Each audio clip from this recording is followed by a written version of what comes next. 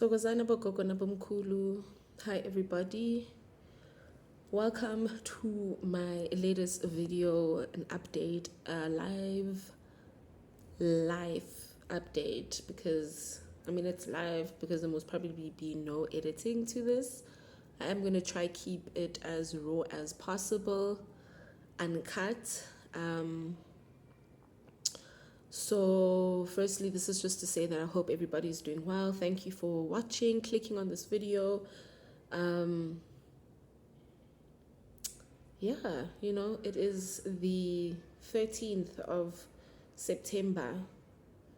It is the 13th of September, Tuesday, 2022. And,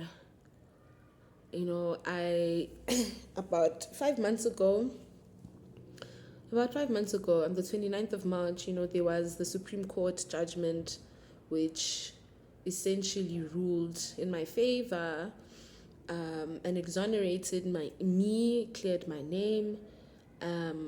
It cleared me of the charges that the university had instituted against me in 2017, the university being Rhodes, that is, in Grahamstown, what is now known as Makanda.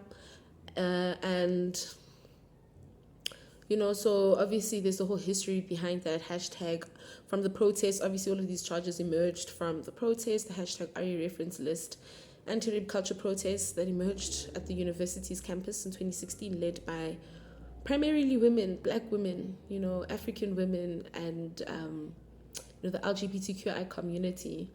And from that, the university obviously targeted certain student activists. The university labeled me as, in what they thought, in their view, they viewed me as a so-called leader of the movement, of which, I've never denied me participating in the protest action. And in fact, actually, damn straight, I was one of the leaders. We were all leaders. Everybody there was leading their own form of protest expression. Everybody was leading their own sort of political expression. And, obviously that's a story for another day. But essentially from hashtag RE reference list, then hashtag Rhodes War and hashtag Stand with Yolanda emerged, which was essentially the beginning of my legal battle. And the history now, what we know as history, between myself and Rhodes, and the matter between Kyanki, Rhodes University, and the Vice Chancellor Sizwe Mabizela. And so I then emerged victorious on the 29th of March 2022 after a almost 5 year battle. At this point I've already lost my degree. My name has been tarnished. There's been things that have been written about me, said about me. There's just the general trauma that has come with this whole experience. From just the moment a person got sexually violated as a first year, right, at that university, to just then participating and becoming and evolving and emerging and essentially being forced more than ever to be a feminist activist, to understand feminism, to be a gender-based violence advocate, to raise awareness and start doing the work around it, essentially becoming this activist that I've come to be known, and so, that's just one of the reasons. Obviously, there's also the other systemic issues. I was part of the Fees Must Fall movement, essentially just the conditions of being a black woman at Rhodes, coming from my background, and then the experiences that I went through, that I met, and just the general environment. And what I learned, this is also no way not to say that, I never enjoyed my time as a student at Rhodes. I value most of the memories, good and bad. I value every moment that I voiced out a concern, my concern, or amplified the concerns of others as well. There's so much that I am thankful for. Having walked into that institution, I don't think part of who I've come to be at my age at 25 it wouldn't have been influenced by it. It's to say that I've been heavily influenced by this whole journey from 2015. And so now it's 2022, it's about 5 years later, and I've come to a point where I have to move on. I have to let go. I have to accept. I have to prepare to welcome anew. I have to, reset and also move forward with all that I've gained and lost. And so, obviously I had questions I needed answered. I needed to understand, what is the way forward? What does this comprise of or consist of? What are the resources that I have available? What are the ways that I have available to me to also get the resources that I need? Now that I've emerged victorious, my name is being cleared. Yes, I was fighting to clear my name, I was fighting to basically not just let it die out like that, and to prove a point that you don't treat a Black woman, particularly me, myself and I, in the way that you have with others and you thought that you could with me. And that point was, it has been made. It has definitely been made. And so today I had a meeting with my legal counsel, one of, a number of meetings. And essentially this was just one of those where the road has come to an end. There's nothing we can do. We've come to the end of the road. Rhodes hasn't said anything. So essentially with everything that stands in the past, since over this past 5 months, really since, March, since the ruling from the Supreme Court of Appeal, is that there's no compensation, there's no damages, there's no civil suit, there's no prospects of winning a civil suit against the institution, Rhodes. There's nothing more they can do, that I can do, with regards to the wishes that I had, which were to claim damages from the institution. And so, at first, the opinion was firstly given by legal counsel, who essentially are the people who've argued, and literally they are the main people, they senior counsel. They gave an opinion. It was just like, no. And then, then even the attorneys from, the law firm itself that have been representing me also have caucused and discussed and debated. And, the unanimous view is that it's not feasible. It wouldn't make sense also financially financially from an organizational perspective. And the fact that I also, even if I were to go forward with this, I stand to lose, and I stand to, obviously legal costs and all of that. But it's just, there are no prospects. And if there are no prospects, there's no point in investing in something that's not going to be favorable and essentially bring about an outcome that will also be favorable to donors of my legal team, or the law firm rather. And so because this is pro bono, it's been pro bono. It's a civil society law firm, civil society organization that obviously relies for its productivity in order for it to carry out its work and its objectives as an organization and an institution. They rely on funding, private funding, not from the government. They have to raise these funds, and we all know how that story goes, and that's not even the point of this. The point of this really is just to say that I find myself in a very, I don't know, I've spent the past couple of hours since the meeting just crying and meditating. Just crying, and also thanking God, just thanking the universe, and essentially just surrendering. Because, Ibra, what else am I don't know. At this point, I'm also not like a superhuman. I'm not a superhuman as much as I'd like to think. But yeah, I have no action plan at this point. Nesfus has been on my neck. They want their monies, the monies that were there at Rhodes for 2015 to 2017.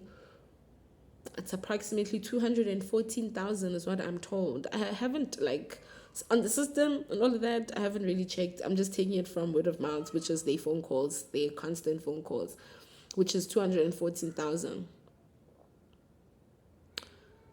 I thought it would be more, but I mean, still a lot. But so it's 214,000 that I owe them for a degree that I never obtained, of which in the past 5 years I could have done that. I could have done that had I not been treated the way I was by the institution, had I not been academically excluded for protest action, so-called protest action. Had they not did their dirty shit that they did to ensure that somebody, me, I am held accountable for things in the defense of the fact that they harbor rapists, young men who are rapists, that they know very well are rapists themselves, So as the leadership of the institution, that is, just to be clear on what I'm trying to say here. So yeah, man, I don't know. I've just, I've been battling. There's a lot that I'm still processing, and this is just to say that it's probably part of many series of videos that I am, continuously drop throughout this new journey of, this period that I'm in.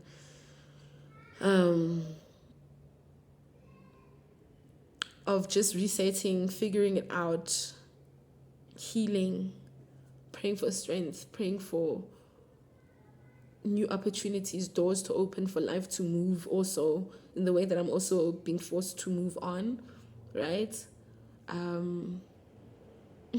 Yeah. So to everybody who actually thought that, believed and still believes perhaps, there is a way that I definitely could claim damages. Well, I thought so too.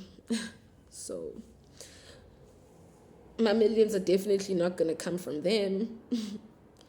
And a historically white institution is definitely not going to be apologetic and pay damages to a young woman's future, to a young person whose future they've ruined.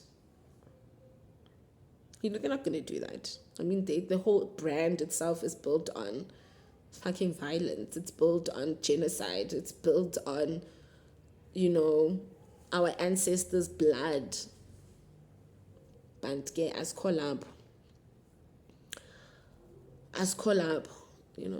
So, man, it's I don't know. I think I'm just going to end this and continue with another part of it when I've collected myself, when I'm not dizzy, because right now I'm dizzy and I'm trying to hold back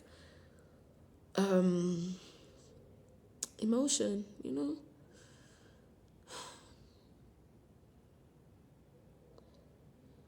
I'm tired. Life is difficult, guys. It's not worth it being an activist. I'll just tell you all right now. You know how they say, oh, we have no choice, blah, blah, blah, blah. Oh, honey, please. We have a choice. We really do. We really do. And I'm 5'2" to tapping out. I'm telling you, I'm 5'2". I went in the GBV, in the femicide, in the rape, sexual violence, abuse, emotional, physical, economical. Perhaps maybe I'm going to start tapping into the economic aspect now. Just broaden my feminism as well. I mean, I've always been an intersectional feminist, but a growing one, obviously, a learning and unlearning and relearning type of individual. But I think shift that focus, you know, really, because some of the shit is so traumatizing.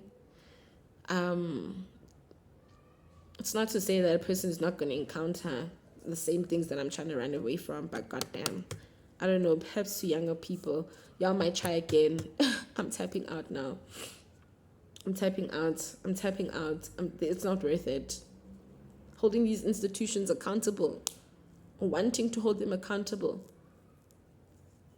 trying to bring about change, to advocate for change, to campaign for change. There's so much you risk to lose than you do to gain. That, let me tell you something. Although it might seem like you have a lot to gain, honey, in reality, you'll be reminded that it's not as easy as you'd like to think. And I mean, I never thought it was easy. Not once did I ever think. It took me 5 years to get to where I am today, and I still have nothing other than a cleared name. I don't have a degree. I don't have a qualification. The only qualification I have to my name is a matric certificate, a GED, in what they call in the States. That's the only thing I have. That's the only thing I have to my name. Nah. So, you know, and student debt, and nothing to show for it, and a controversial record. I mean, thank God. I thank God. Trust me, I'm not ignorant or not, aware of or grateful for my blessings, the opportunities that I've had open up to me, that I've had access to over the years as well. Definitely. God knows. In fact, sometimes I don't think I express that enough, and I'm thankful, Sena sisonke esetafuleni, sena babantu that have walked this journey till today. My lawyers, the people who've supported me financially in other ways, donating to my campaigns, my fundraisers, my friends, my family, people I went to school with, or the varsity. Are just general people, general feminists, general African women, black women who've come across my story, who have been moved by it, who've stood in solidarity with me, who have helped amplify my own voice. I am obviously thankful forever and a day. Forever and a day, trust. But I think right now, I don't know, it's going to be an interesting period of self-rediscovery, or rediscovering myself, thyself, of reinventing, of growing and stepping into a newer, better version, better opportunities, different challenges and circumstances, but definitely with the confidence in the fact that I have the willpower to overcome and to conquer. And so this day has been interesting. It has been fantastic. It has been painful. It has been extremely painful. But I also went to just meditate, to connect with my water spirits, to connect, with the source of life. And I guess some of the hindsight, is it the hindsight? I don't know, the foresight. Could be foresight because uncertainty in hindsight and even futuristically, I don't know if you have, or maybe I'm just being weird. But, in hindsight, yeah, it had to happen. I have to let go of #StandWithYolanda. It needs to be archived. it has been archived. I've done my best. I'll try my best, but I think it's part of also healing. It's part of leaving the past where it needs to be, not forgotten, but where it needs to be. For others to also make reference to, definitely.